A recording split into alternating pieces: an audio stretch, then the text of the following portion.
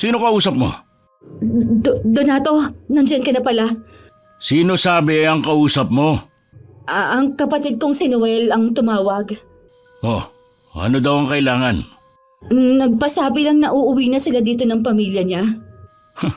Nagsawa din siya sa buhay niya sa Maynila. Saan naman sila titigil dito kung uuwi na sila ng pamilya niya? Sa bahay ng namayapa naming lola. Kaya nga siya tumawag para magpatulong maghanap ng pwedeng maglinis ng bahay at paligid nun. Doon sa minumultong bahay na yon? Sigurado ka ba doon talaga sila titira? Oo. Tsaka sa kanya naman yun pinamana ng lola namin. Alam naman niyang may nababalitang multo sa bahay na yon.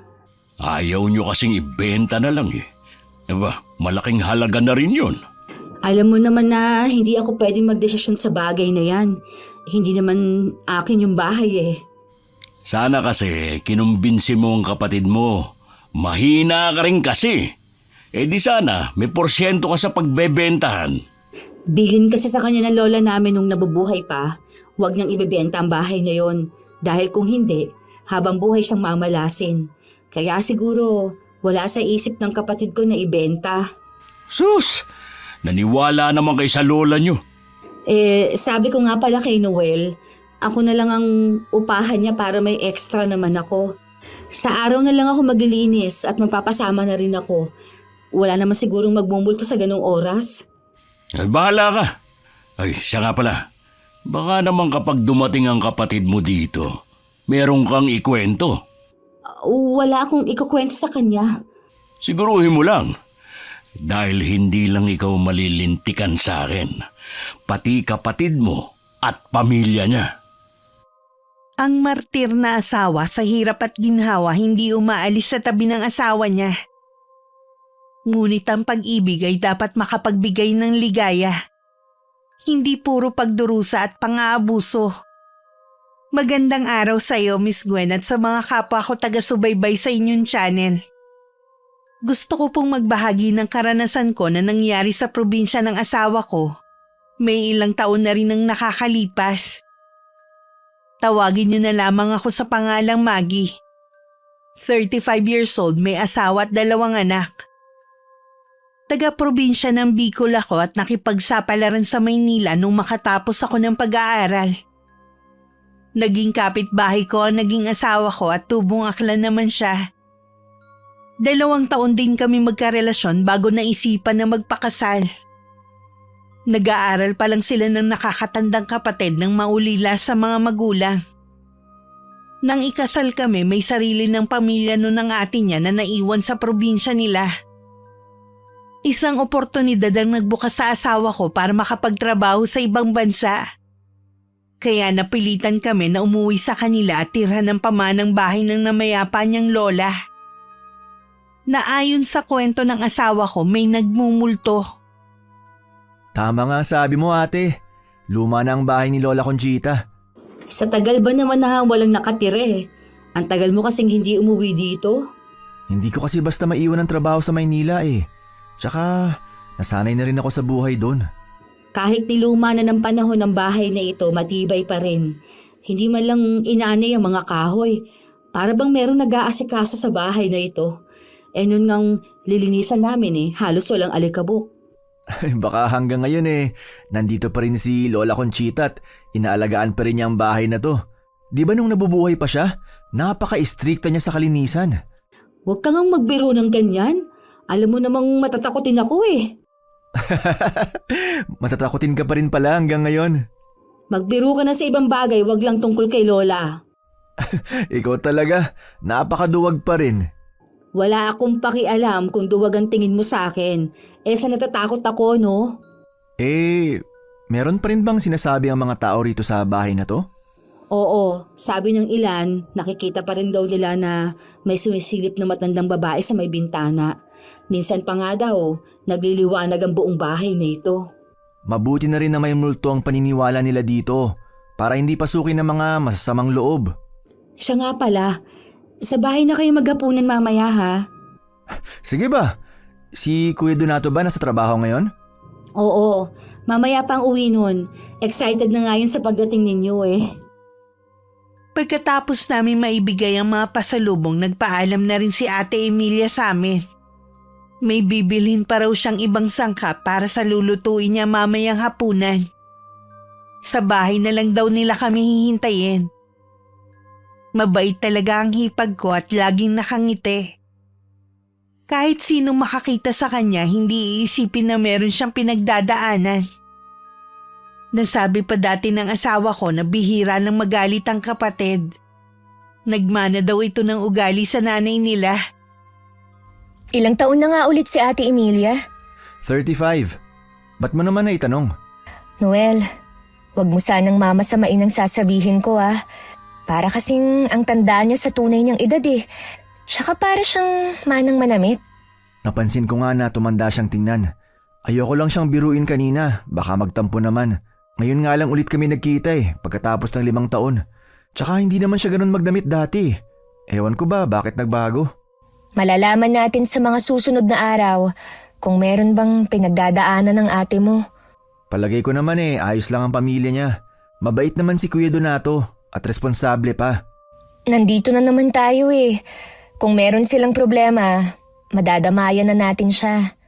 Oo nga. Tsaka kapag sinuwerte ako sa abroad, bala ko rin silang tulungan kahit papano. Hindi mo pala nabanggit sa kanya na kaya tayo napauwi dito dahil paalis ka na sa 1 buwan.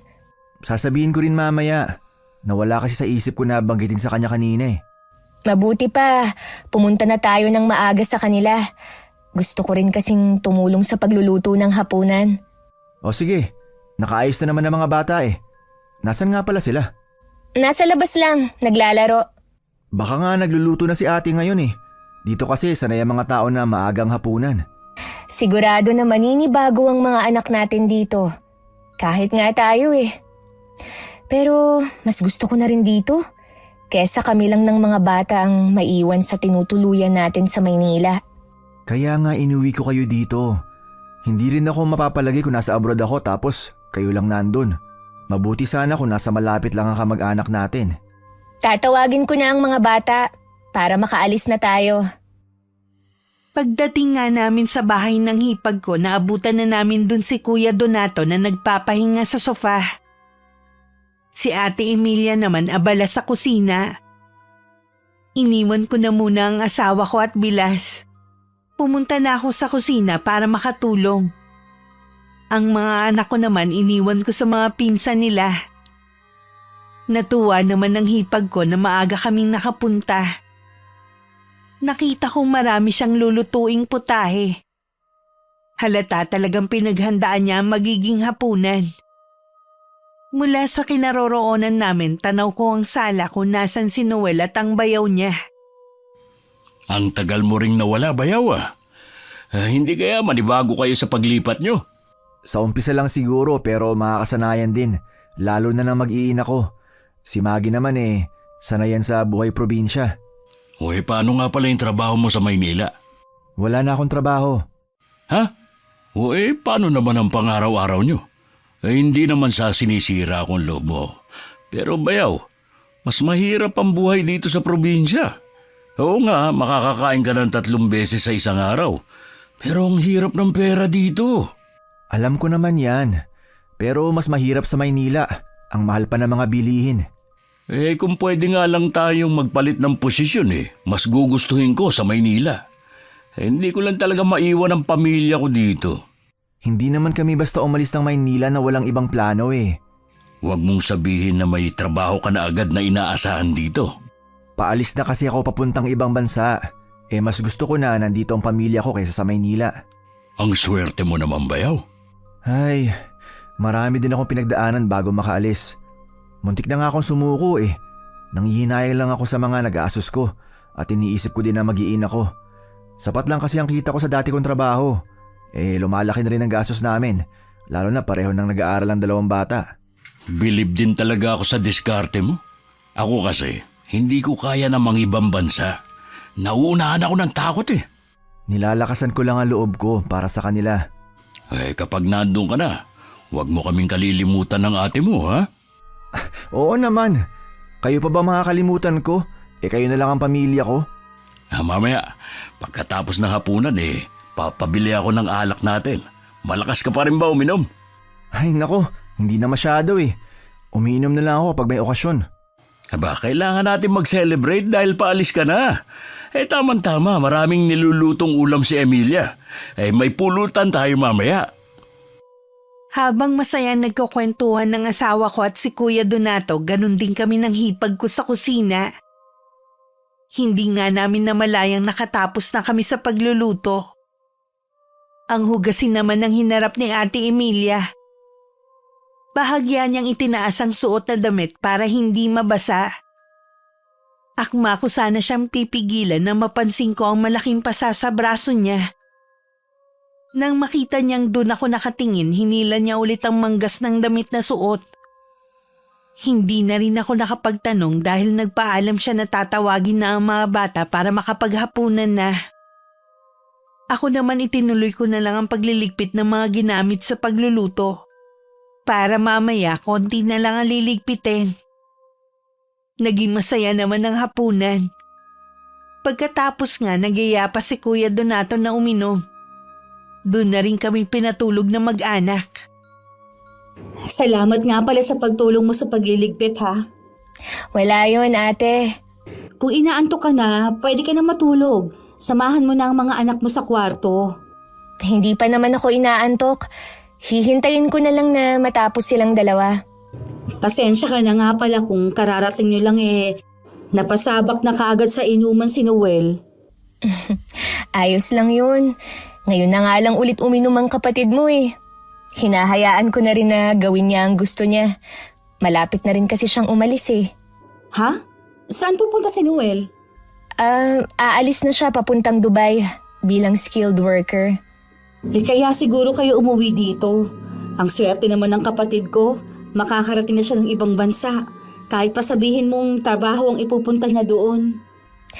Ngayon pa nga lang, nangungulila na kami ng mga anak niya. Paano pa kaya kapag hindi na namin siya kasama? Ganun talaga. Kailangan ninyo magsakripisyo pare-pareho. Sigurado naman na nahihirapan din si Noel. Iniisip na nga lang namin na para din yun sa mga bata. Nandito naman kami ng asawa ko kung kailangan ninyo ng tulong. Hindi namin kayo pababayaan habang wala si Noel. Salamat ate. Kaya tiwala si Noel na umuwi kami rito eh. Mukhang mga lasing na sila oh. Ang lakas na ng tawanan nila eh. Oo nga. Alam mo si Noel kapag may tama na, ang lakas na ng boses. Akala mo, napakalayo ng kausap eh. Magkakasundo nga sila sa inuman. Ate, maiba nga pala ako. Ano ang pinagkakaabalahan mo ngayon? Marami akong ginagawa, katulad ng paglalabandera at paglalako ng mga merienda, minsan mga gulay. Bakit mo nga pala naitanong? Gusto ko rin kasi na may ekstrang kita eh. Hindi naman kasi ito katulad ng Maynila na maraming trabahong pagpipilian. Pero kapag may nalaman ako, sasabihan ka agad kita. Salamat ate ah. Gusto ko kasing makatulong kay Noel sana eh, habang hindi pa siya nakakapagpadala. Kapag pareho kayo masipag at masinhop, aasenso talaga kayo mag-asawa. Maghahating gabi na rin nang tumigil sa inuman ng asawa ko at si Kuya Donato. Paghiga pa lang ni Noel, nakatulog na siya agad. Samantalang si Kuya Donato salita pa rin ng salita sa kabilang silid. Sinasaway naman siya ng asawa pero lalong nilalakasan ang boses. Tuluyan na rin nawala ang antok ko na nararamdaman ko kanina. Hindi ko man gustong makinig dahil manipis lang na tabla ang pagitan ng dalawang silid. Naririnig ko ang usapan nila. Mahiga ka na dito. Saan ka pa pupunta? Huwag mo nga akong pakialaman. Huwag ka naman sanang pasaway. Tulog na ang mga kasama natin sa bahay. Nakakahiya naman sa kanila kapag naisorbo mo sila. Bakit ka naman nahihiya sa kanila bahay natin to? Sana hindi mo nalang niyaya ang kapatid ko na uminom kung ganyan ka. Baka sabihin mo naman hindi ako marunong makisama eh. Sige na nga, mahiga ka na ulit dito. Bukas na lang tayo mag-usap. Anong bukas na, ha? Ha? Ha? Aray ko, Donato! Huwag mo naman pisilin ng braso ko. Itong tandaan mo, ha? Wala kang karapatan na utusan ako dito sa loob ng pamamahay ko. Pasensya na. Baka lang kasi magising pa ang mag-asawa. Hindi ba ayaw mong makahalata sila na may nangyayari dito sa bahay? Basta ikaw, itikom mo lang yung bibig mo. Oo. Wala naman akong sinasabi sa kanila eh. Ang dami mo nilutong ulam kanina. Akala mo naman, piyesta. Singilin mo ang kapatid mo sa mga nagastos natin, ha? Pera ko naman yung pinambili ko sa mga ulam kanina. Natuwa lang ako dahil nakauwi ng kapatid ko dito. Alam mo naman kung gaano ko pinapanabi ka ng pagkikita ulit namin eh. Wala akong pakialam kung pera mo man ang ginastos mo. Basta singilin mo siya. Nakakahiya naman kung gagawin ko yan. Basta gumawa ka ng paraan. Ikaus na nga tayo. Nagyabang ka pa kanina. Sana talbos na lang ang pinaulam mo sa kanila. Tama na. Baka magising pa sila eh. Dumabigas yan. Masikip na higaan. Doon ka sa sala matulog. Sa katahimikan ng gabi, naririnig ko pa ang mahinang paghikbi ni Ate Emilia. Gusto ko sanang lumabas para damayan siya, nagpigil lang ako. Ayoko naman kasing mapahiya ang hipag ko kung ngayon ko pa siya dadamayan. Kinabukasan maaga akong nagising. Tulog pa si Noel at ang dalawa naming anak. Naabutan ko na rin ang hipag ko sa kusina. Matamis pa siyang ngumiti pagkakita sa akin. Kumuha siya ng tasa at saka sinalinan yun ng kape. Magkape na muna kayo. Magluluto pa lang kasi ako ng almusal natin eh. Salamat sa kape, ate. Sa bahay na lang siguro kami mag-aalmusal. Hihintayin ko na lang na magising ang mag-aama ko. Dito na kayo kumain. Madami akong sinaing. Nakakahiya naman kasi ate eh. Walang nakakahiya dahil pamilya tayo dito. Kayo nga ang dami ninyong pasalubong sa amin eh. Ayaw kasi namin na maging pabigat kami sa inyo. Ano ba yung sinasabi mo? Ikaw yata ang lasing eh. Narinig ko kasi yung pag-uusap niyo ni Kuya Donato kagabi. Gising ka pa pala nun. Lasing lang ang asawa ko, kaya na yun nasabi. Kalimutan mo na lang sana yun. Malupit ba siya sa'yo? Kaya ba may pasaka sa braso mo? Hindi mabait si Donato. Kahit tanungin mo pa ang mga anak namin. Hindi kita pipilitin na magsabi. Pero tandaan mo, nandito lang ako para makinig kung kailangan mo nang mapagsasabihan, ha? Maggie, huwag mo na sanang iparating kay Noel. Ayoko magkalamat ang samahan nilang magbayaw at ayoko din na mag-alala pa siya sa akin eh. Paalis pa naman siya. Huwag kang mag-alala, ate. Wala akong sasabihin sa kanya. Nakikiusap din ako. Dito na lang kayo mag-almusal. Baka kasi ito na rin ang huling beses na makakasama ko sa almusal ang kapatid ko bago siya umalis. Baka kasi may masabi na naman ng asawa mo eh. Mamaya pa ang gising ni Donato. Kilala ko yon kapag nalalasing.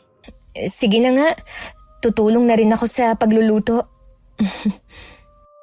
Tapos na kami magluto nang magising ang mag-aama ko at ang mga anak ng hipag ko. Nakapag-almusal na kami pero tulog pa rin si Kuya Donato. Hindi na rin kami nagtagal at umuwi na kami sa bahay namin na hindi naman kalayuan. Pagdating namin sa bahay tsaka naman dumaing si Noel na parang minamartilyo ang sentido niya.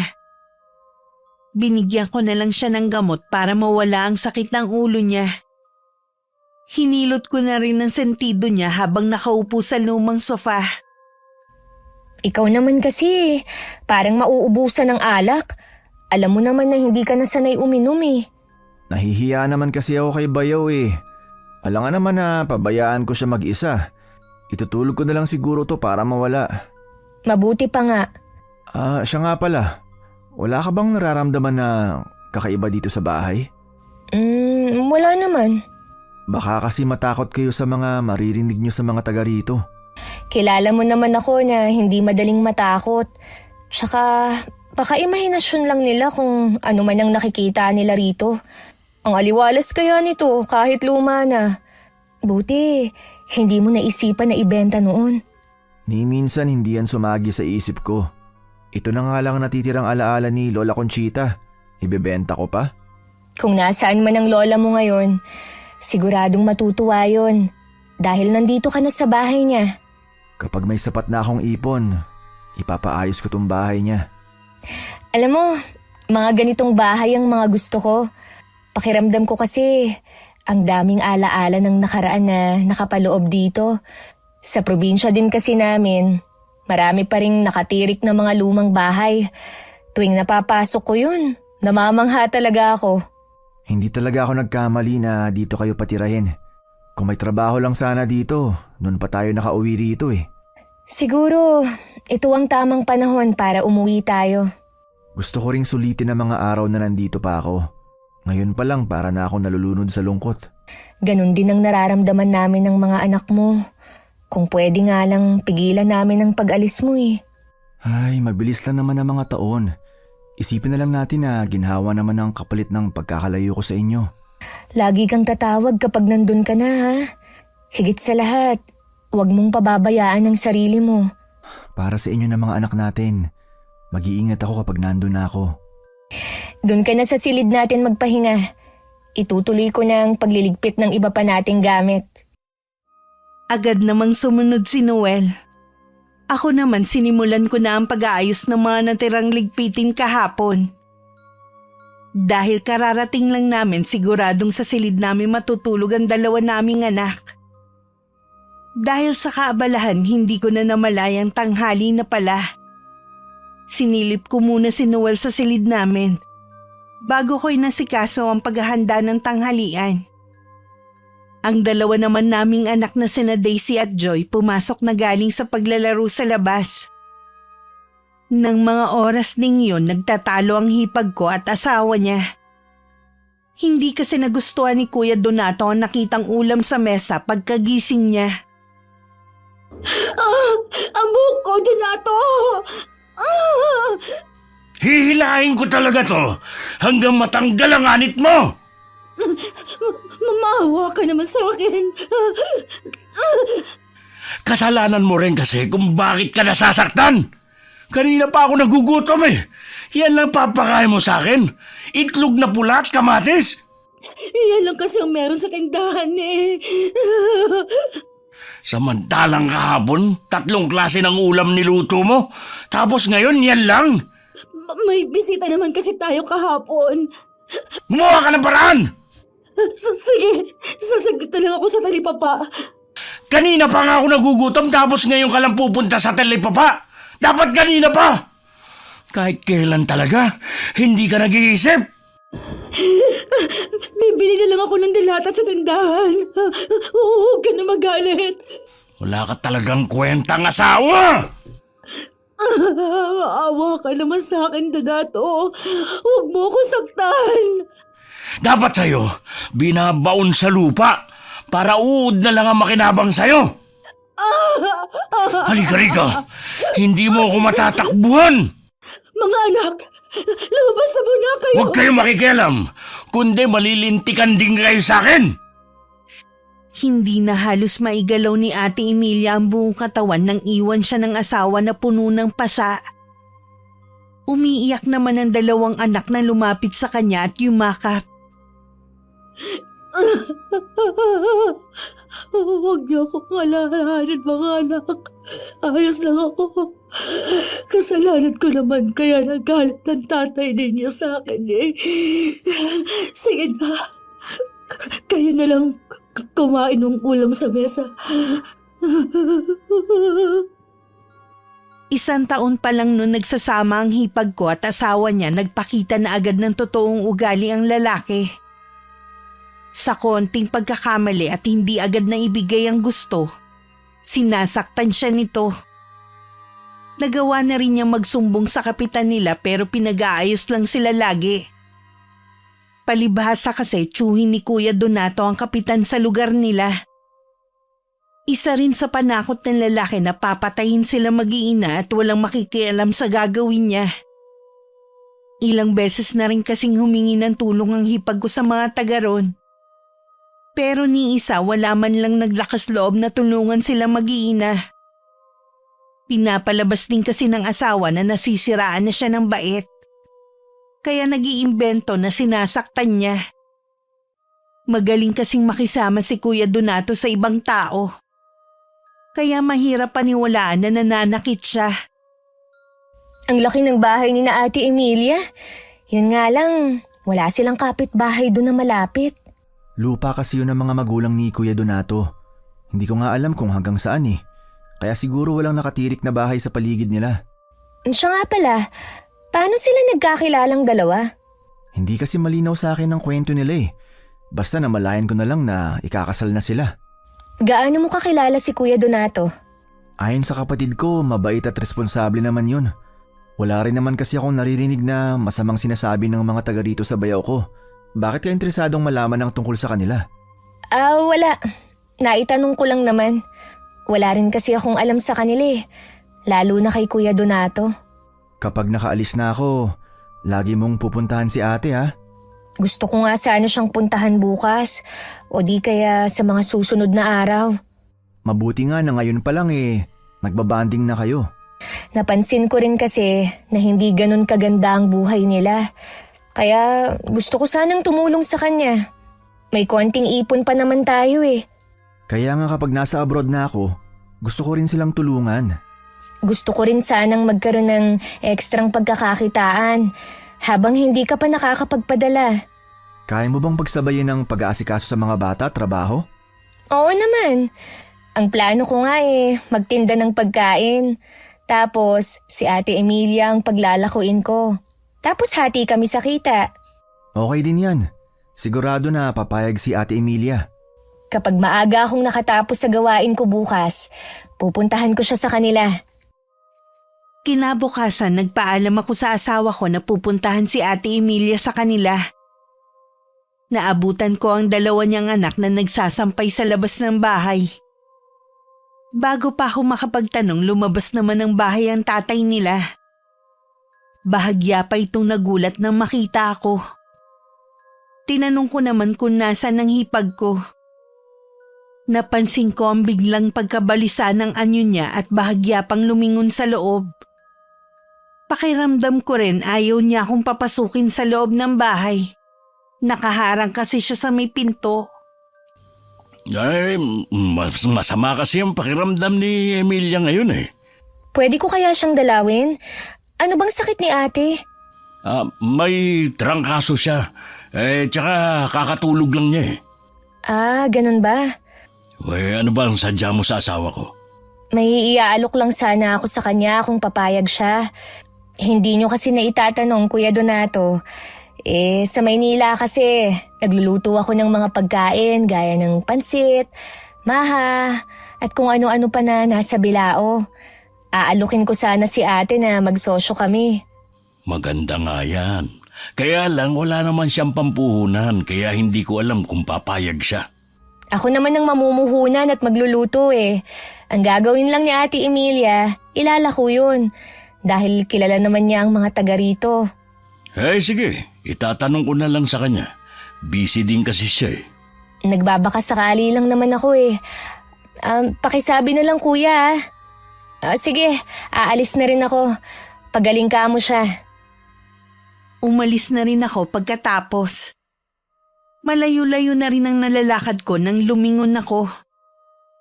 Nandun pa rin si Kuya Donato sa may pinto at nakatingin sa akin. Para bang gusto niyang makasiguro na nakaalis na nga ako. Kanina may iba akong nararamdaman.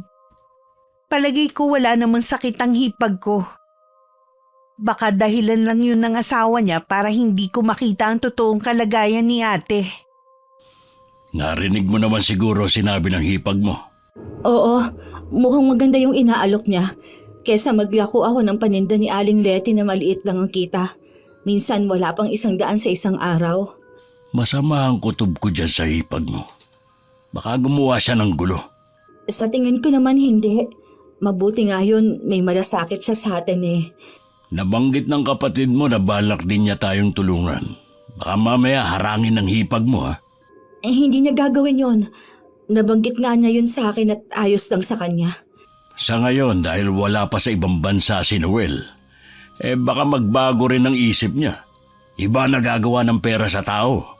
Huwag mo munang pag-isipan ng masama yung tao. Hindi naman natin siya lubos na kilala. Baka naman kapag naging malapit kayo sa isa't isa lumakas na ang loob mong suwayin ako. Hindi yun mangyayari. Di sana noon pa. Tanda mo, Emilia, oras na magsumbong ka. Hindi lang yan ang aabutin mo. Ibabaon talaga kita ng buhay sa lupa. At yung mga anak natin, ibebenta ko sila sa kasa. Huwag! Maawa ka naman sa mga anak natin. Huwag mo silang idamay. Ako na lang, kahit pa ulit-ulit mo ako saktan, hindi ako magreklamo. Parang awa mo na. Huwag mo sirain ang buhay ng mga anak natin. 2 babae din ang mga anak ng hipag ko.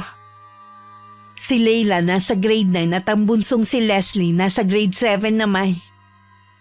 Gaya ng ina, pareho nilang kinatatakutan ng ama mula pagkabata.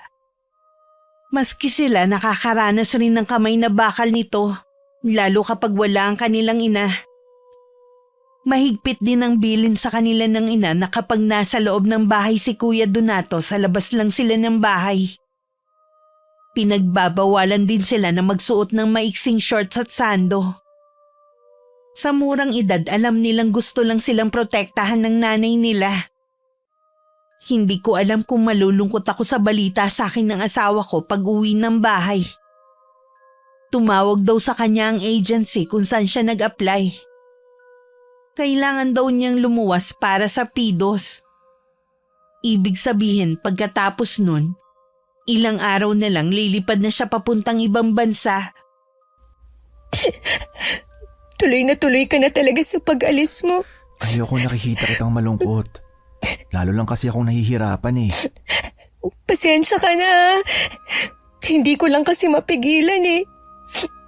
Ito kasi ang unang beses na magkakalayo tayo.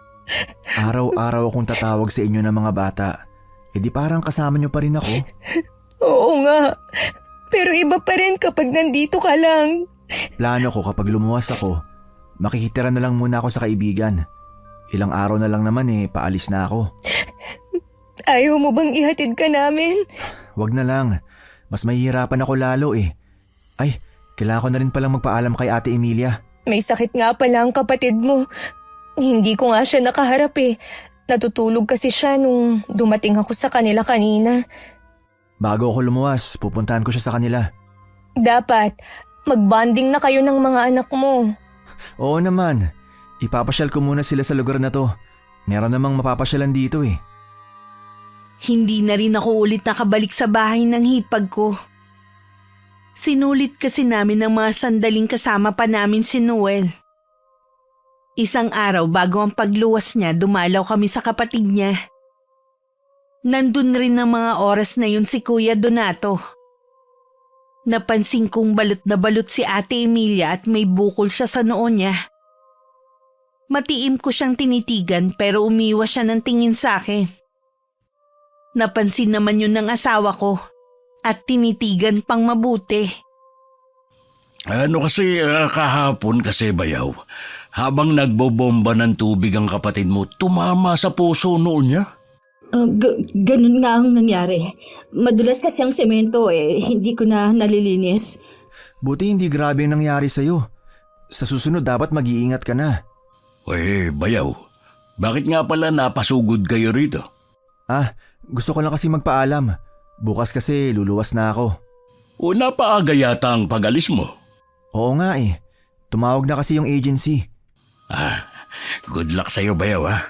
Huwag mong kalilimutan yung pangako mo ha. Oo naman. Kararating mo lang ha. Aalis ka na naman ulit. Pasensya ka na ate ha. Kung lagi akong umaalis mula pa noon. Pagbalik ko naman matagal na tayong magkakasama.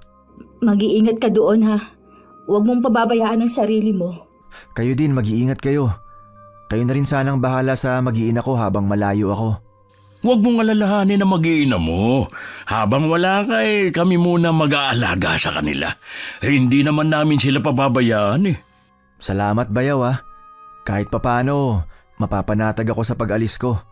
Pamilya tayo dito. Sino pa ba magtutulungan? Pag uwi ko, ako naman ang sasagot ng alak natin Aasahan ko yan, Bayaw. Ate, mag-iingat din kayo dito. Pagbalik ko hindi na tayo magkakalayo.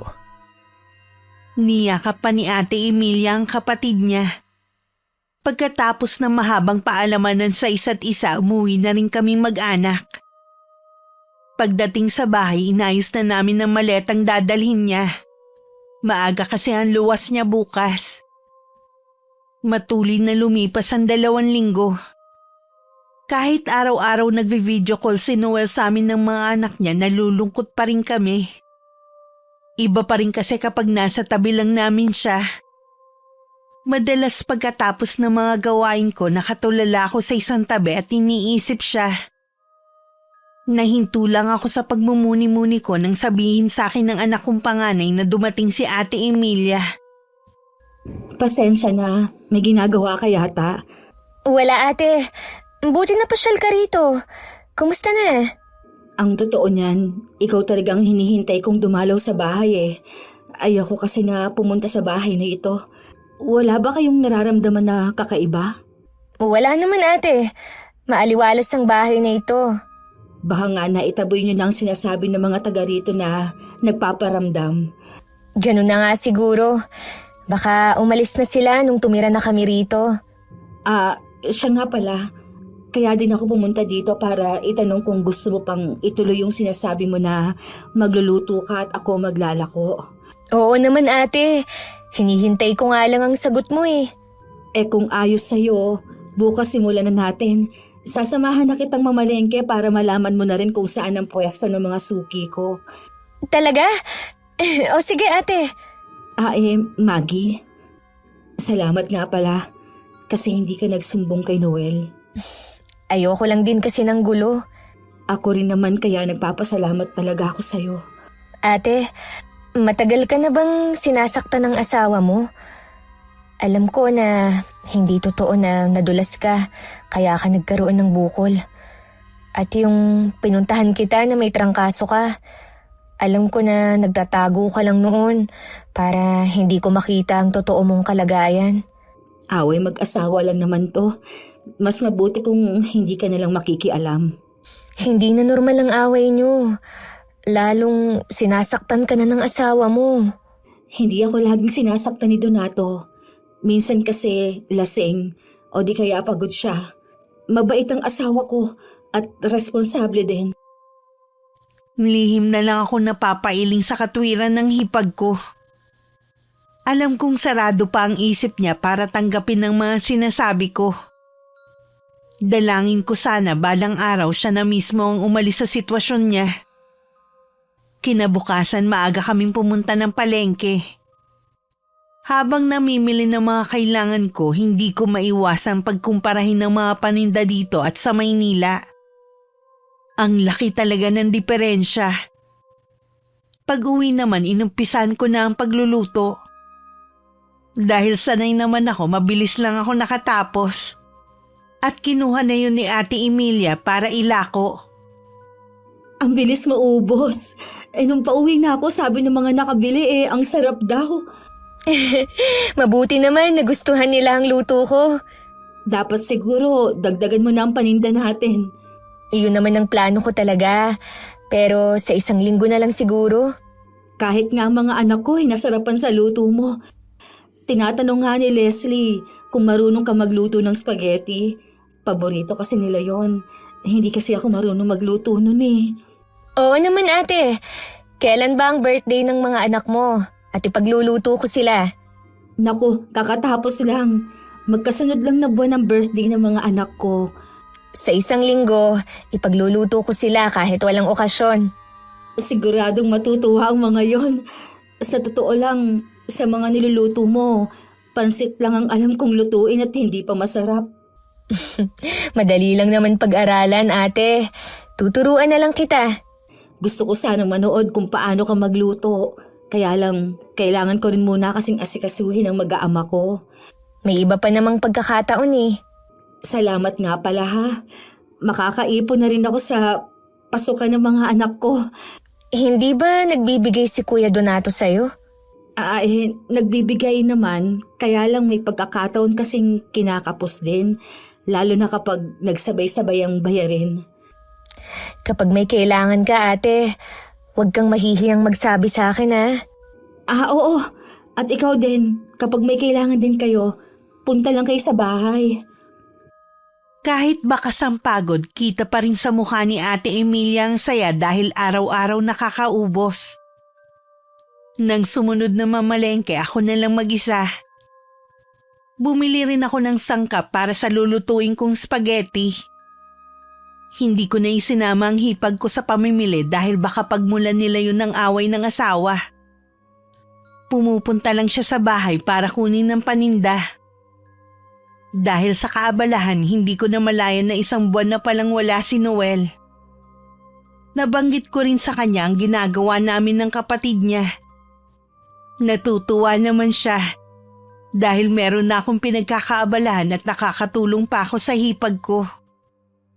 Inakala ng hipag ko at ni Kuya Donato na nagpadala na ang asawa ko sa buwan na yon. Dahil may salary deduction, kalahati ng sahod nito ang babawasan. Kaya hindi na muna makakapagpadala si Noel. May mga kailangan din kasi siyang bilhin para sa sarili doon. Nagkita ba kayo kanina ng hipag mo? Oo. Naglako ako eh. Wala ba siyang binanggit sa'yo? Wala naman. Tungkol ba saan? O saan pa ba? Di sa padala ng kapatid mo. Di ba nangako siya na tutulungan niya tayo? Baka wala pang padala si Noel. Wala naman kasi siyang sinasabi kanina eh. Imposible! 1 buwan na siya dun eh. Wala pa ring sahod. Hindi ba sinabi ng hipag mo kung tumatawag sa kanya si Noel? Sabi niya, madalas daw sa gabi tumatawag. Baka naman pati yung para sa atin kinukuha na ng hipag mo. Hindi naman siguro. Tingin ko naman kay Maggie hindi madamot. Ang tao talaga nagbabago yan pagdating sa pera. Kung sakali man na hindi tayo bigyan, wala naman tayong karapatan na magreklamo. Anong wala? Kapatid mo si Noel. Dapat lang na maambunan din tayo ng kita niya. At saka sabi niya, tutulungan niya tayo. Ano, hanggang salita lang siya? Kung tutulong siya, hintayin na lang natin. Huwag ka namang apurado. Sinong apurado? Ha? Kailangan natin ng pera dahil wala na akong trabaho. Ha? Wala ka ng trabaho? Bakit naman? Basta, huwag ka na maraming tanong. Paano na tayo ngayon?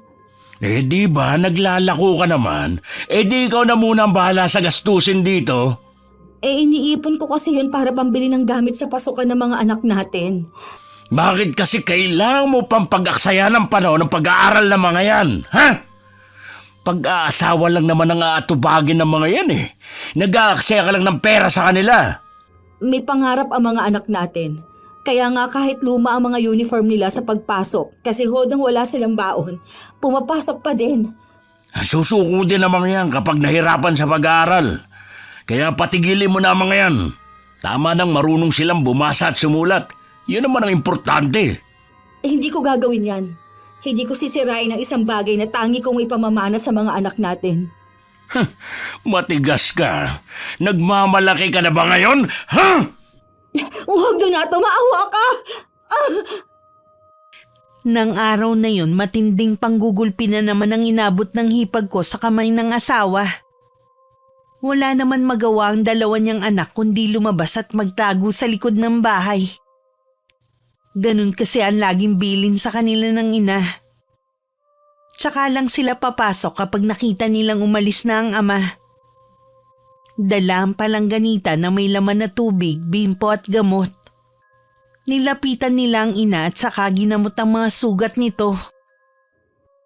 Huwag na kayo umiyak mga anak. Kahit anong mangyari, hindi kayo titigil sa pag-aaral ninyo. Handa na ang mga paninda pero hindi pa rin dumarating si Ate Emilia. Noon lang kasi siya tinanghali. Hindi ko tuloy maiwasang kabahan na baka sinaktan na naman siya ng asawa niya. Nagpasya ako na puntahan ko na lang siya sa kanila. Palabas na sana ako ng bahay nang makita ko siyang parating. Mabagal lang ang lakad niya at kahit mainit ang panahon, nakasuot siya ng mahabang palda at long sleeves. Tinitigan ko siyang mabuti. Napansin ko agad na may sugat siya sa may leeg. Sinaktan ka na naman ba ng asawa mo, ha? Hindi Tinanghali lang ako ng gising dahil napuyat kami kagabi. Wala namang kaso sa akin kung tinanghali ka ng punta. Nakita ko kasi na may sugat ka sa may bandang leeg eh. Hindi mo nagawang takpan ng suot mong damit.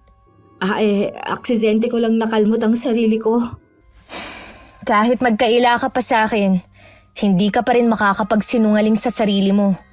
Maggie, nakikiusap naman ako sa'yo. Sige, hindi na ako makikialam. Kaya mo bang magtinda ngayon? Oo naman. Mabuti pa, samahan na kita. Huwag na, walang kasama ang mga anak mo. Sandali lang naman tayo eh. Tsaka, naiiwanan ko naman talaga ang mga anak ko kahit nung nasa Maynila pa kami. Sandali lang naman kasi akong umaalis para mamili ng mga sangkap. Dito pa kaya sa probinsya na mababait naman ng mga kapitbahay. Sige, ikaw ang bahala. Mabuti pa, bago tayo maglako, kumain ka na muna. Huwag na, kumain na ako sa bahay. Sigurado ka ba? Oo, tara na. Gusto ko kasi makauwi agad eh. Ayoko kasing iniiwan ng mga anak ko sa bahay namin ng sila lang. Kung okay lang naman, sa susunod pwede naman silang dumito sa bahay habang wala ka. Hindi sila papayagan ni Donato. Kesa naman sa nag-aalala ka sa kanila. Kaya nga bilisan na natin. Siguradong marami na rin na naghihintay sa atin. Ako na lang ang nagdala ng basket at bayong na pinaglalagyan ng mga paninda. Napansin kong hirap sa paglalakad ng hipag ko. Naawa naman ako pero naiinis din dahil sa kamartiran niya. Hindi man lang inisip ang kapakanan ng mga anak. Mabilis naman kaming nakaubos ng paninda. Hindi na sumama ang hipag ko pabalik ng bahay. Kahit sinabihan ko na magpahinga na muna bukas, babalik pa rin daw siya para maglako. Hindi naman ako sumagot sa kanya. Nung gabi akala ko hindi natatawag si Noel kaya pinatulog ko na ang mga anak namin. Nakahiga lang naman ako ng mga oras na yon nang tumunog ang cellphone ko. Pasensya na kung ngayon lang ako nakatawag Tulog na bang mga bata? Oo, kanina ko pa sila pinatulog. Akala ko kasi hindi ka natatawag eh. Meron lang kasi akong tinapos na trabaho. Baka naman pagod ka na Nawala nga agad ang pagod ko na makita at marinig ko ang boses mo Naku, nang bola ka pa. Uy, hindi Kahit nasa Maynila pa tayo, naiibsan agad ang pagod ko pag uwi ko sa bahay natin kapag nakikita ko kayo ng mga bata. Alam ko naman yun. Ang swerte ko dahil ikaw ang asawa ko. Alam mo, sana lahat pinalad na magkaroon ng mabait at hindi nananakit na asawang katulad mo. Oh, bakit bigla ka yatang nalungkot? Pasensya ka na, Noel kung ngayon ko lang ito sasabihin sa'yo. Hindi ko naman kasi alam na ganun pala kagrabe ang nangyayari. At saka umiiwas din kasi ako sa gulo. Liwanagin mo nga ang sinasabi mo.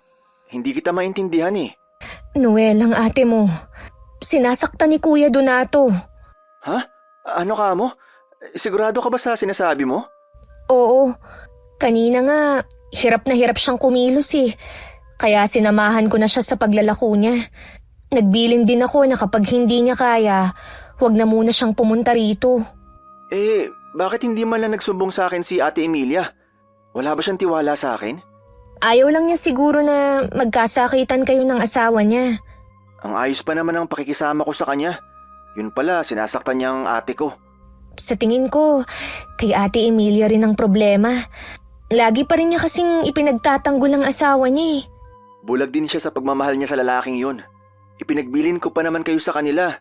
Yun pala si ate at mga pamangkin ko ang kailangan tingnan-tingnan.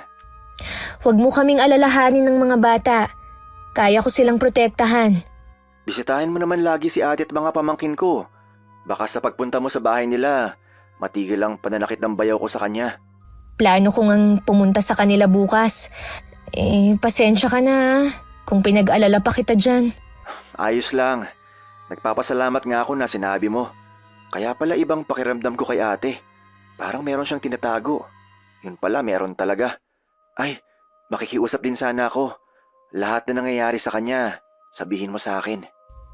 Oo, nag-iisip na nga rin ako kung paano ko sila matutulungan eh. Mabuti na lang hindi ako nagluto ng araw na yon. Hindi rin kasi dumating si Ate Emilia. Naisip ko na lang na puntahan na lang sa kanila. Iniwan ko na muna sa matandang babae na kapitbahay namin na maraming apo ang mga anak ko. Doon naman sila madalas tumambay para makipaglaro sa mga bata. Pagdating sa bahay ng hipag ko, nandun ang dalawa kong pamangkin na parang kagagaling lang sa pag-iyak. Nung una ayaw pa nilang magsabi. Pero kalaunan nagtapat din sila na hindi makatayo ang nanay nila dahil sa pambubugbog ng tatay nila. Diyos ko, ate! Anong ginawa sa'yo ni Kuya Donato? Hindi talaga ako nagluto. Alam ko kasi kahapon pa masama ang pakiramdam mo eh. Mabuti pa dalhin na kita sa ospital. Huwag na. Ayos lang naman ako. Kung ganun, samahan na lang kita sa kapitan nyo rito para ireklamo yung asawa mo. Hindi na. Wala naman silang pakialam sa away namin mag-asawa eh. Pagbabatiin lang naman kami. Sinubukan mo na ba dati? Oo, kaya mag-aaksaya lang tayo ng oras. Bakit ba kasi ayaw mo pa siyang hiwalayan? Hihintayin mo pa ba na mapatay ka niya sa bugbog? Ayokong masira ang pamilya namin. Nakapagtiis nga ako ng ilang taon eh. Kaya ko pa magtiis, alang-alang sa mga anak ko. Ano bang klaseng katwiran yan, ate? Minsan ba, tinanong mo ang mga anak mo kung gusto pa nilang makasama ang tatay nila? O baka ikaw lang ang ayaw bumitaw sa asawa mo? Ano bang alam mo sa pamilya namin? Kailan ka lang naman dumating? Sabi mo nga, pamilya tayo rito. Nagmamalasakit lang ako sa inyo. Kung talaga nagmamalasakit ka, hindi ka makikialam. Kung pwede nga lang sana eh. Pero alam mong hindi ka matitiis ng kapatid mo. Sinabi mo ba sa kanya ang sitwasyon ko? Kailangan kong gawin.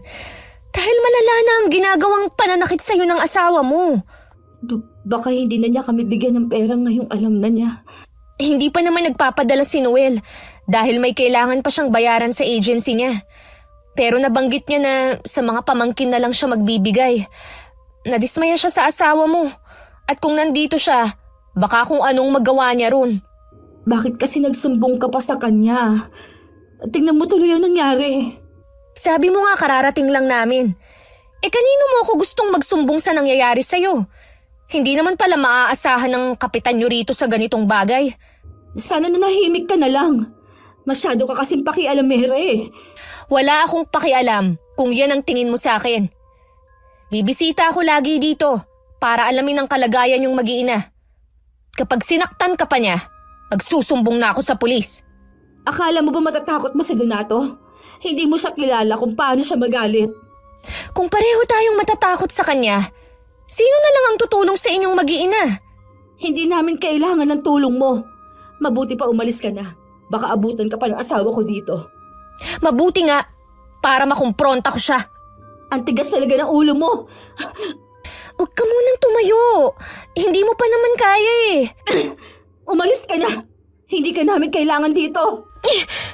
Oo na. Aalis na ako. Hindi mo ako kailangang ipagtulakan. Baka mapano ka pa eh. Bumalik ka na lang sa higaan mo. Mag-iiwan ako ng pambili mong gamot sa mga anak mo. Wag na. Meron naman akong pambili dito. Ate, wag mo sanang pairalin ang pride mo. Kung hindi ka naaawa sa sarili mo, maawa ka sa mga anak mo. Napayuko na lang si Ate Emilia at hindi na nakipagtalo. Nalaman ko din sa magkapatid na wala na palang trabaho ang ama nila. Kaya daw sinaktan ng nanay nila dahil tumanggi to na ibigay ang kita.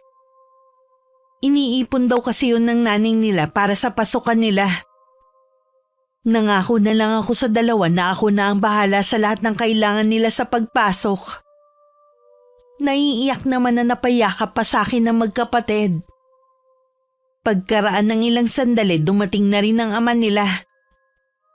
Nakita nito sa kusina ang magkapatid na nagluluto ng hapunan nila. Pinuntahan niya ang asawa para tanungin. Akala ko ba wala kang pera? Oo, wala nga.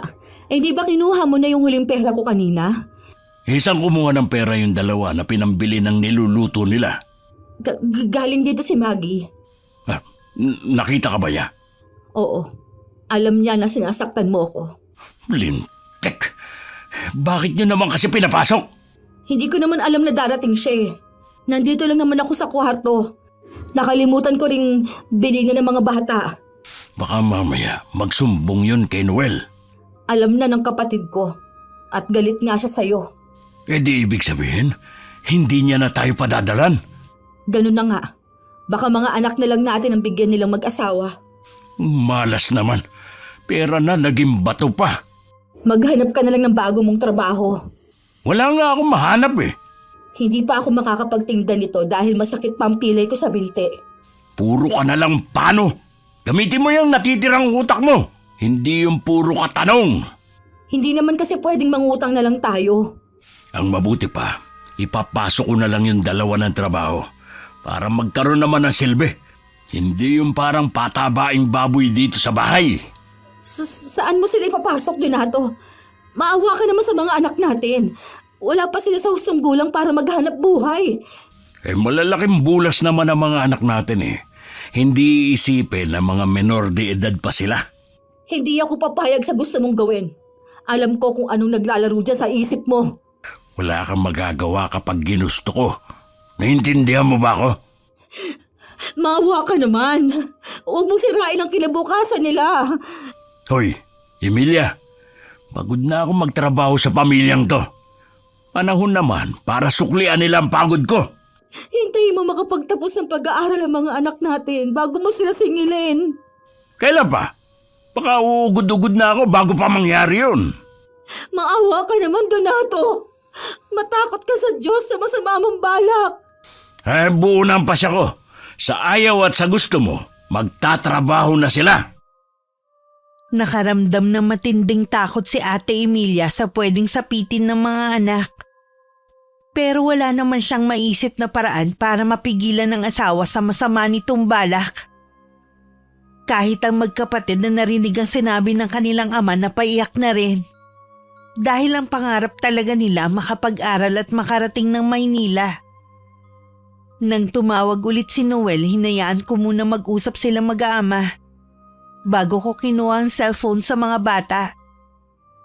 Nang magtanong siya tungkol sa ate niya, sinabi ko naman ang kalagayan nito. Ayaw rin niya kasing tulungan ng sarili niya. Hihintayin pa niya yatang lumala ang sitwasyon nila eh. Gusto ko sana kausapin si Ate Emilia. Natatakot lang ako na baka ipaalam niya sa bayaw ko. Sigurado yun. Mas mahal pa yata niya ang asawa niya kaysa sa mga anak niya. Hindi man lang niya kasi iniisip ang kapakanan nila eh. Ay, bulag nga siya sa pag-ibig. Hayaan na muna natin siya. Hindi ko naman pababayaan yung dalawa mong pamangkin eh. Sinabi ko nga na ako na ang bahala sa pag-aaral nila sa pasukan. Salamat ah. Pasensya na kung wala ako dyan. Ako sanang umaayos sa problema ng kapatid ko. Kahit wala ka rito, hindi naman ako titigil sa pagkumbinsi sa kanya. Pinalalamig ko lang ang sitwasyon bago ko siya puntahan ulit sa kanila. Ay, maiba nga pala ako. Totoo bang marami ng kaibigan yung dalawa? Oo. Minsan nga, sa kapitbahay ko sila iniiwan eh. Dahil maraming bata ron. Mabuti naman at hindi na naninibago ang mga anak natin sa pagtira dyan. Oo nga eh. Mababait yung mga kapitbahay natin. Pero yung mga bahay na malapit kay na Ate Emilia, parang masusungit ang mga nakatira. Sa pagkakaalam ko, mga kamag-anak sila ng bayaw ko. Hindi na nakakapagtaka na nagagawa ni Kuya Donato na sakta ng kapatid mo. Puro kamag-anak pala niya ang nasa paligid eh. Baka nga, kahit alam nila na sinasakta na si Ate Emilia, para silang walang naririnig. Kaya siguro nung nandyan pa ako, walang nagsumbong sa akin dahil puro kamag-anak ng bayaw ko nakakaalam sa kahiyupan niya. Nabanggit pa nga ni Ate Emilia na ilang beses na silang nagharap sa barangay, pero lagi lang silang pinag-aayos. Tiyuhin kasi ng bayaw kong kapitan dyan. Kaya naman pala, ibig lang sabihin, wala talagang pwedeng hinga ng tulong ang kapatid mo kahit noon pa. Kaya din siguro ayaw na niyang lumaban. Nasanay na rin siya sa ganung buhay. Kung pwede nga lang, bumalik na ako dyan. Kaya nga lang, nakapirma ako ng kontrata. Ako na ang bahala sa kanila. Mag-focus ka na lang sa trabaho mo dyan. Isipin mo ang dahilan mo kung bakit ka nandyan ngayon. Para sa kinabukasan ng mga anak natin. Tama. Kaya wag ka nang ma-stress dyan, ha? Oo, sige. Hindi na ako masyado mag-iisip. Siya nga pala, hindi ba uso ang mag-ahit dyan ng bigote at balbas? Yung mga katrabaho ko kasi hindi rin sila nag-aahit eh. Ginaya ko lang sila. Bakit? Hindi ba bagay sa akin? Bagay naman. Kaya lang, para kang tumanda tingnan eh. Dito lang naman, para maiba lang. Ikaw ang bahala. Kung komportable ka naman dyan sa bigote at mahaba mong balbas. Ako na lang din na naglako ng mga niluto ko dahil hindi pa rin pumupunta ulit si Ate Emilia. Hindi ko nga alam kung balak pa ba niyang maglako. Plano kong puntahan siya pagkatapos maubos ang paninda ko. Dinala ko na rin ng niluto kong spaghetti para sa magkapatid. Pagdating sa bahay ng hipag ko, nadatnan ko may ibang taong nandun. At pilit na isinasama ng isang tomboy ang mga pamangkin ko. Pinigilan naman ni Kuya Donato ang asawa. Saan niyo dadalhin ang mga pamangkin ko, ha? Bitiwan mo nga sila! Sinabi na bitiwan mo sila! Ano ba to, Donato? Sobra na kami naaabala. Pwede ba, Maggie? Umuwi ka na sa inyo. At huwag kang makikialam dito. Usaping pamilya to. Saan niyo ba kasi dadalhin ng mga bata? Bakit niyo kailangang pilitin kung ayaw naman nilang sumama? Pumayag na si Donato na magtrabaho sila sa kasa. Kaya pwede ba, tumabi ka na lang dyan. Ano ka mo? Sa kasa? Anong klase kayong mga magulang? Ipapasok niyo sa maruming lugar na yon ang mga bata, ha? At ikaw, pwede kitang kasuhan. Hindi mo ba alam na minor de edad ang mga pamangkin ko, ha? Aba, wala akong alam sa mga edad nila. Ang amo ko at si Donato ang nag-usap. Nandito lang ako para sunduin ng dalawa. Isakay nyo na sa jeep yan dalawa. Huwag nyo nang pansinin ang babaeng yan. Sige, subukan nyo. Tatawag ako ng pulis at ipapahuli ko kayo. Lalo ka na, Kuya Donato. Anong klase kang ama? At kaya mo itong gawin sa mga anak mo? Ayoko madamay dito, no? Mabuti pa sisibat na kami. Kung gusto mo magtrabahong dalawang yan sa amin, ikaw na mismo maghatid. Panira ka talagang babae ka. Hindi mo ba alam? Gutom ang aabuti namin kung hindi magtatrabaho mga yan. Eh di sana, ikaw ang magtrabaho at hindi ang mga anak mo. Ang laki-laki ng katawan mo, sa mga anak mo ipinapasa ang obligasyon mo. Subukan mo lang talaga na dalhin ang mga anak mo sa lugar na yon. At may kalalagyan ka. Hindi ako katulad ng asawa mo na natatakot sa'yo. Sa akala mo masisindak mo ko? Ha? Wala kang magagawa sa gusto kong mangyari. Hindi mo ako mapipigilan. Umalis rin si Kuya Donato at hindi ko alam kung saan siya pupunta. Nakita ko naman nagiiyakan pa rin ang mag-iina at nanginginig pa sa takot ang magkapatid. Awang-awa naman ako sa kanila. At inis naman ang nararamdaman ko kay Ate Emilia. Imbis na protektahan ng mga anak, sunod-sunuran lang siya sa gustong mangyari ng asawa. Kaya naman isang desisyon ang nabuo sa isip ko. Mabuti pa ate, sa bahay na muna ang magkapatid. Hindi pwede! Sino ka para sabihin yan? Iniisip ko lang naman ang kapakanan nila eh. Hanggat nandito sila, hindi sila ligtas. Kaya ko silang pangalagaan. Talaga ba? Kung hindi pa ako dumating, malamang naisama na sila ng tomboy na yun. Hindi na mauulit yon. Paano naman ako makakasiguro? hindi mo naman kaya ang asawa mo. Takot ka nga sa kanya eh. Pwede ba, Maggie? Huwag ka na makialam sa problema namin. Usaping pamilya ito. Muntik nang mapahamak ang mga anak mo. Hanggang kailan ka ba magbubulag-bulagan? Ayoko lang masira ang pamilya ko. Hindi na talaga mauulit ang nangyari ngayon. Mga anak, sige na, pumasok na tayo. Ate Emilia, sandali lang! Umalis ka na at huwag ka na ulit babalik dito. Wala akong nagawa ng pagsarhana nila ako ng pinto. Nagpapasalamat pa rin ako dahil dumating ako sa tamang oras at hindi napahamak ang dalawang bata. Iniwan ko na lang sa tapat ng pinto ang niluto kong spaghetti. Ang bigat din sa dibdib ko habang pauwi sa amin. Pagdating sa bahay, dumiretso ako sa loob ng kwarto. May kinuha ko sa loob ng mga nakasalansan na kahon. Matagal ko yung tinitigan. Minsan talaga, susubukin ang tatag mo kung hanggang saan. Kung sakali na magamit kita, alam ko naman na para yun sa ikabubuti ng lahat. Maaga pa lang nagkulong na sa loob ng silid nila ang magkapatid. Hinarangan din nila ng plastic na cabinet ang pinto. Kahit kasi nakalak yun, may posibilidad na mabuksan yun ng tatay nila. Nang marinig ang boses ng ama, nanginig na sila sa takot. Napasiksik pa sila sa isang sulok. Ilang sandali lang naririnig na nila ang malakas na kalabog ng pinto at galit na boses ng ama. Inaawat naman to ng nanay nila. Malilintikan kayo sa akin kapag hindi nyo to binuksan!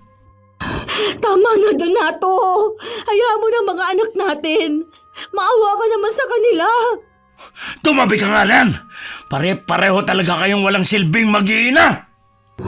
Bukas sa bukas din magtatrabaho na ako para may pera na tayo. Huwag mo nalang pilitin ang mga anak natin na magtrabaho. Siguruhin mo lang nasasapat ang kikitain mo. Dahil kung hindi, tuluyan na talaga kitang ibabaon sa lupa para wala nang hadlang sa mga plano ko. Oo, lahat ng trabaho papasukin ko. Sana pala, hindi na lang umuwi dito ang kapatid mo. Problema lang dinala sa atin eh. May bahay ang kapatid ko dito. Ano man ang mangyari, uuwi talaga siya dito. Lahat na lang na swerte napunta na sa kapatid mo. Puro latak naman ang napunta sa'yo. Pwede naman tayong umasenso kung babaguhin mo lang ang sarili mo. Huwag mo nga akong utusan na baguhin ang sarili ko, ha? Sinasabi ko lang naman. Ipaganda mo na nga lang ako na makakain. Kanina pa ako nagugutom. Noodles lang ang kinain namin ng mga bata. Hindi na kasi kasya na pambili ng bigas ang pera ko kanina. Hindi ka ba talaga makakagawa ng paraan? Ha? Sadya yatang pinanganak ang bobo! Ha? Ha? Maawa ka, Donato! Huwag mo ako saktan! Mga layas na nga! Baka magdilim pa paningin ko. Hindi lang yan ang abutin mo! Nagpupuyos din sa galit si Noel nang malaman niya na muntik na mapahamak ang mga pamangkin. Naiintindihan ko naman ang asawa ko. Dahil kahit ako hanggang ngayon nakakaramdam pa rin ng galit kay Kuya Donato. Naiisip ko rin ng mga anak ko paano kung sa kanila yun nangyari. Baka nakagawa ako ng malaking kasalanan. Hayop talagang lalaking yun. Mapapatay ko talaga siya kung nandyan ako. Gusto ko sanang kunin ang dalawang bata. Kaya lang, ayaw naman ng ate mo eh. Pwede mo bang gawa ng paraan para makausap ko siya? Sige, pupunta ako sa kanila. Tamang-tama. Day off namin bukas. Sana lang, pagpunta ko ron wala si Kuya Donato. Kahit nandun pa siya, pakausap mo sa akin si Ate Emilia. Mabuti nga yun para marinig niya ang sasabihin ko. Ay nako, sana naman matauhan na si Ate Emilia. Siya lang kasi ang makakapagligtas sa mga anak niya.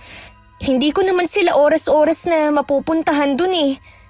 Nawala na yata siya sa katinuan niya dahil sa ginagawang pangbubugbog ng asawa niya. Posible nga na hindi na siya makapag-isip ng maayos dahil sa matagal na panahon ng pang-aabuso sa kanya. Ay, sana naman kapag nakausap mo siya, maging mahinahon ka lang ah. Biktima rin siya eh. Pipilitin ko. Mabuti pa, magpahinga ka na. Alam kong pagod ka na sa trabaho. Kinabukasan pagkatapos kong asikasuhin ng mga anak ko at ipagbilin sa kapitbahay, umalis na ako para pumunta sa bahay ng hipag ko. Mula sa di kalayuan, tanaw ko mula sa kinaroroonan ko ang pag-alis ni Kuya Donato. Pinalipas ko muna ang ilang sandali bago ako lumapit. Bahagya pang nagulat ang hipag ko sa bigla kong pagsulpot. Akmang tatalikuran na sana niya ako nang sabihin ko na gusto siyang kausapin ni Noel. Natigilan naman siya at saka niluwagan ng bukas ng pinto. Tahimik naman akong pumasok. Kinuha ko ang cellphone at saka tinawagan si Noel. Ilang sandali pa magkausap na silang dalawa. Ilang beses kong sinubukan na magsumbong sa'yo. Kahit nung nasa Maynila ka pa. Kaya lang nauunahan lagi ako ng takot. Sana nagsumbong ka sa akin habang nandyan pa ako. Ayoko kasi ng gulo. At saka nagbanta si Donato na kapag nagsumbong ako sa'yo, madadamay kayo ng pamilya mo sa galit niya. Ayoko na pati kayo madamay pa. Wala ka bang tiwala sa akin na kaya kitang ipagtanggol at pamilya ko sa asawa mo? Hindi mo kilala si Donato. Ate, nakikiusap ako sa'yo. Kahit alang-alang sa mga anak mo, iwan mo ng asawa mo at sumama na kayo kay Maggie. Ayos naman na kami. Wala nang planong masama si Donato sa mga anak namin. Hanggang kailan? Ha? Demonyo yung asawa mo. Ikaw mismo ang magpapatunay niyan. Lahat naman may karapatang magbago. Naniniwala akong magbabago pa si Donato. Hindi naman siya laging nananakit. Ikaw nga yatang may problema, kaya kayo naabuso ng asawa mo. Kung ayaw mo pang iwan ng lalaking yun, hayaan mong sumama muna ang mga pamangkin ko sa bahay namin. Hindi ako papayag na kunin ninyo ang mga anak namin. Pansamantala lang naman eh. Pwede mo silang puntahan doon. Gusto ko lang makasiguro sa kaligtasan nila. Ligtas sila dito. Hindi ko naman sila pinababayaan. Huwag ka sana makipagmatigasan, ate. Tingnan mo yung nangyari dati. Kung hindi dumating sa tamang oras si Maggie, baka kung nasa na ang mga anak mo. Tsaka na lang tayo mag-usap. Mag-iingat ka dyan. Ibabalik ko na itong cellphone kay Maggie. Eto na. Salamat at nakausap ko ng kapatid ko. Talaga bang hindi na magbabago ang isip mo? Umuwi ka na sa inyo bago ka maabutan ng asawa ko. Ginawa na namin lahat para matulungan ka. Kapag napahamak ang mga anak mo, walang dapat sisihin kundi ikaw. Kung nagkapalit tayo ng sitwasyon, nasisiguro kung ganito rin ang gagawin mo. Hindi siguro. Dahil ako, laging kapakanan ng mga anak ko ang uunahin ko at hindi pansariling kaligayahan. Bago ako umalis, nagbilin muna ako sa 2 dalagita na pwede nila akong puntahan sa bahay kahit anong oras. Nagbigay na rin ako ng maliit na halaga para sa kanila. Yun na siguro ang huling beses na pupunta ako doon. Kahit kasi ako sumuko na sa pagkumbinsi sa hipag ko. Ibang klase rin kasi ang kamartiran niya. Mula nun, itinuon ko na lang sa maliit na negosyo ang atensyon ko. Mas lumakas pa ngayon ang paninda ko. Dahil nakakaramdam din ako ng pagod sa paglalako, naglagay na lang ako sa labas ng mahabang mesa. At dun ko inilagay ang mga niluto ko. Marami akong naririnig sa mga bumibili sa akin. Hindi naman daw pala totoo na nakakatakot ang bahay namin. Ngumingiti lang ako sa kanila. Asensado na hipag mo ah. Bakit mo naman nasabi yan? Hindi na siya naglalako eh. Naglagay na lang siya ng pwesto niya sa harap ng bahay nila. Kung ginagaya mo sana siya, siguro marami na tayong pera ngayon. Marami naman kasi siyang pampuhunan. Ang sabihin mo, mas madiskarte lang siya kaysa sayo at mas matalino. Hindi katulad mo, bobo! Mag-iipon din ako para makapagnegosyo tayo gaya niya. Paano ka makakaipon sa kakarampot mong kita? Di ba sabi ko naman sa'yo na maghanap ka kasi ng trabaho para matulungan mo ako? Gusto mo bang isalaksak ko tong basag na bote dyan sa bibig mo? Ha? Ayoko na to. Maawa ka naman. Wala ka na kasing bukang bibig kundi maghanap ako ng trabaho. Sinabi ko na nga, ayoko na. Pagod na ako. Wala rin naman nangyayari sa sahod ko. Paano tayo nito kung ako lang maghahanap buhay? Kaya nga sa ayaw at gusto mo, magtatrabaho na ang mga anak natin. May susundo sa kanila rito. Huwag na to, huwag. Maawa ka sa kanila. Wala ka na magagawa. Hindi na rin kayo matutulungan ng hipag mo dahil abala yon sa negosyo niya. Mga anak, tumakas na kayo! Hoy! Saan kayo pupunta? Ha? Kapag lumabas kayo ng pintuan na yan, hindi nyo na makikitang buhay ang nanay nyo. Huwag kayo makinig sa kanya. Huwag niyo akong intindihin. Kaya ko ang sarili ko. Takbo! Huwag mo akong pigilan! Bumalik kayo rito! Huwag mo na silang habulin. Hayaan mo na sila. Hindi ako papayag na sirain ang buhay ng mga anak natin. Talagang inuubos mo pasensya ko, ha? Akala mo yata, hindi ko tututuhanin na sinabi ko, ha? Matitikman mo ngayon ang matindi kong galit! Katatapos ko lang magligpit ng mga ginamit ko sa pagluluto nang humahangos na dumating ang mga anak ni Ate Emilia. Umiiyak at nanginginig sila sa takot. Sa putol-putol na salita ikinuwento nila ang nangyari. Labis din ang pag-aalala nila sa nanay nila na naiwan sa bahay nila. Humingi ako ng tulong sa mga kapitbahay. Nagpunta kami sa barangay hall at humingi ng tulong. Wala nun ng kapitan pero nandun ang isang konsehal. Kasama ang 2 tanod, pinuntahan namin ang bahay ng hipag ko. Sa kusina nakita namin na walang malay si Ate Emilia at naliligo sa sariling dugo. Mabuti na lang agad namin siyang nadala sa ospital. Hindi naman ganun kalalim ang saksak na natamo niya pero maraming dugo ang nawala. Galit na galit si Noel nang malaman niya ang nangyari sa kapatid niya. Habang wala pang malay, nagpunta ulit ako sa barangay para ipablatter si Kuya Donato. Nandun na ang kapitan at siya ang humarap sa akin. Sigurado ka ba na si Donatong gumawa nun? Opo, Kapitan. Matagal na niyang sinasaktan ng hipag ko. Eh sabi kasi ng tanod na kasama mo, wala naman dun si Donato nang dumating kayo. Kaya paano siyang gumawa nun? Ilang beses na po silang nagharap dito dahil sa pananakit ng asawa ni Ate Emilia sa kanya. Mahirap kasi magbintang. Tsaka dapat si Emilia ang nagrereklamo at hindi ikaw. E paano nga po siya makakapunta rito kung hanggang ngayon wala pa rin siyang malay? Hintayin na lamang natin magkamali si Emilia at siya ang pumunta rito para magpablatter. Pag-aharapin natin ang mag-asawa para malaman ang problema. Eh ano bang klaseng kapitan kayo, ha? Mamamatay na lang ang tao, wala man lang kayong ginagawang aksyon. O baka naman dahil pamangkin niyo si Kuya Donato, kaya hindi kayo patas? Sino ka para pagsalitaan ako ng ganyan, ha? At dito pa mismo sa opisina ko? Sige lang, umupo ka lang dyan. Tandaan nyo, hindi lahat ng hustisya, batas ang humahatol. Baka pagsisihan nyo na hindi man lang kayo kumilos. Mabuti umalis na siya. Ang lakas ng loob niya. Bagong salta lang naman siya. Ano kayang ibig niyang sabihin? Ilang araw ding namalagi si Ate Emilia sa ospital. Nang makalabas siya, sa bahay ko na siya dinala. Masaya naman siyang sinalubong ng mga anak.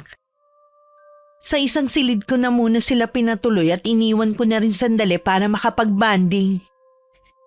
Nung gabi masinsinan kong kinausap ang hipag ko kung ano ang plano niya.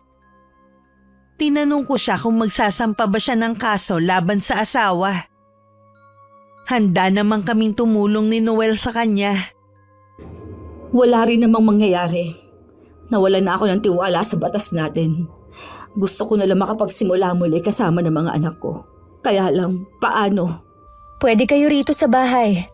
Talaga? Sa kabila ng mga ginawa ko sa'yo, tatanggapin mo pa rin ba kami dito? Ate, wala ka namang ginawang masama sa akin eh.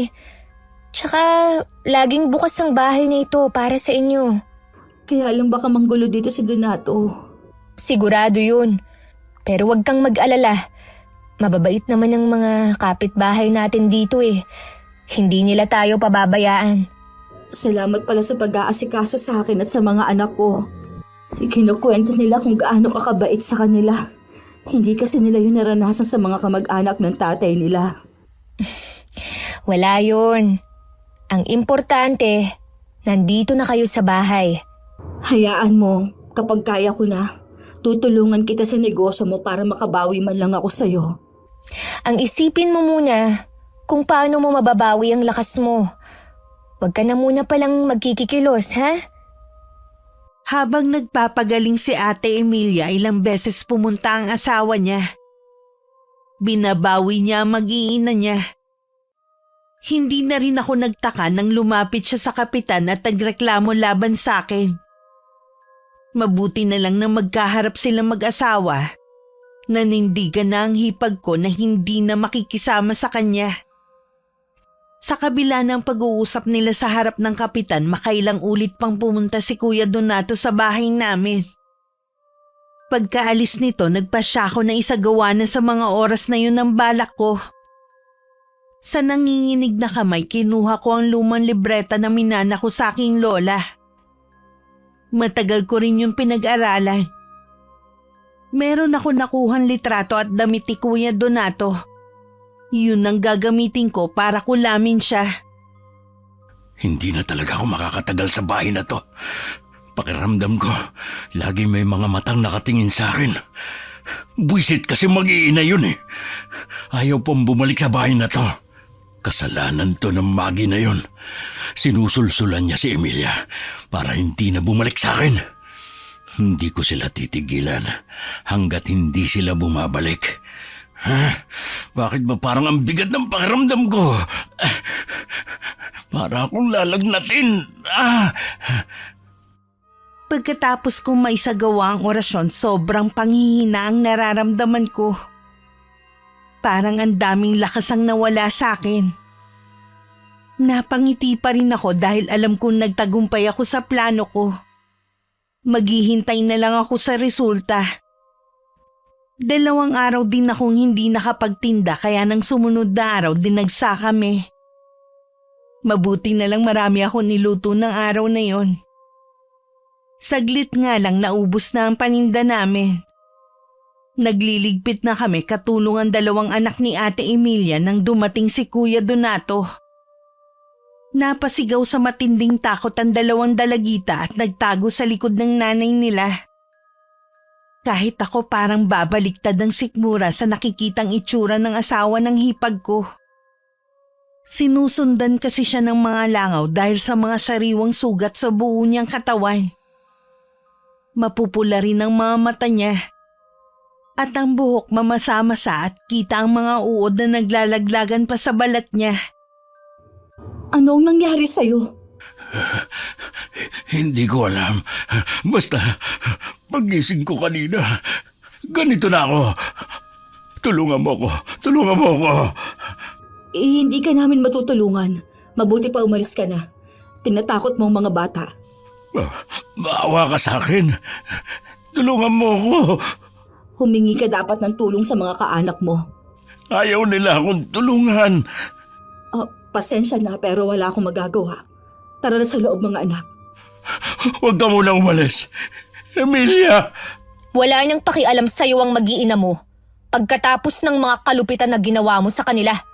Pinagsisihan ko na yun. Maawa ka sa akin. Tulungan mo ako. Lagi talagang nasa huli ang pagsisisi. Diyos ko, patawarin mo ako.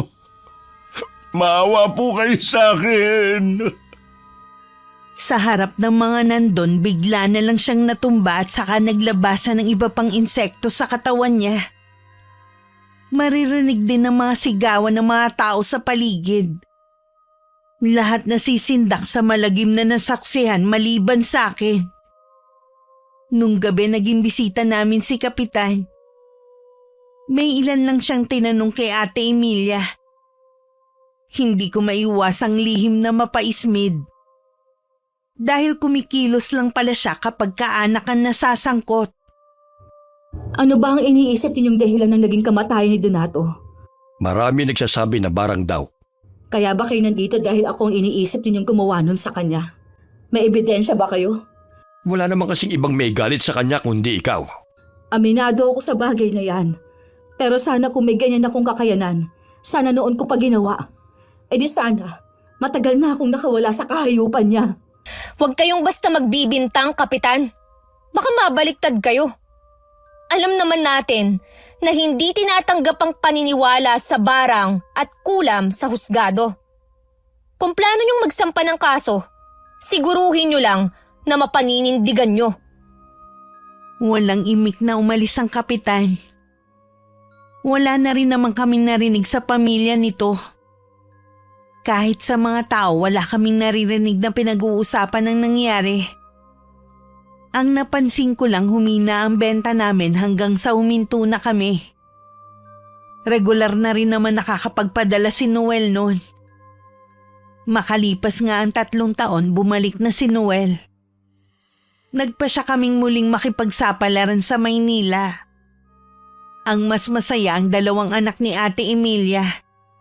Matagal na raw nilang pangarap na makarating doon. Sa Maynila na rin nakahanap ng trabaho ang hipag ko. Umuuwi pa rin naman kami sa probinsya tuwing bakasyon. Hindi ganun kadali ang ilang taon na kalbaryong tiniis ng hipag ko.